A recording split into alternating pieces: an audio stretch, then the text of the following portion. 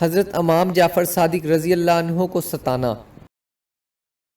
ایک مرتبہ خلیفہ منصور بادشاہ نے اپنے وزیر سے کہا کہ صادق رضی اللہ عنہ کو لاؤ کہ قتل کریں۔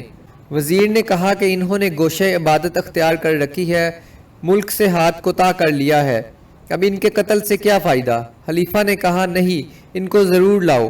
وزیر نے ہر چند ٹالا مگر خلیفہ نے نہ سنا۔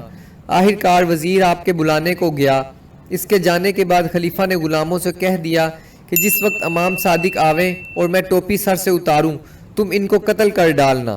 اسی اثناء میں حضرت امام جعفر صادق رضی اللہ عنہ بھی تشریف لائے۔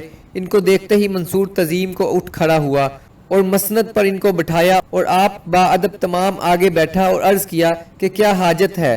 آپ نے فرمایا کہ پھر مجھے اپنے پاس نہ بلانا، اور آپ تشریف لے گئے۔ فی الفور خلیفہ بے ہوش ہو کر گر پڑا اور کئی وقت یا کئی روز تک ہوش نہ آیا۔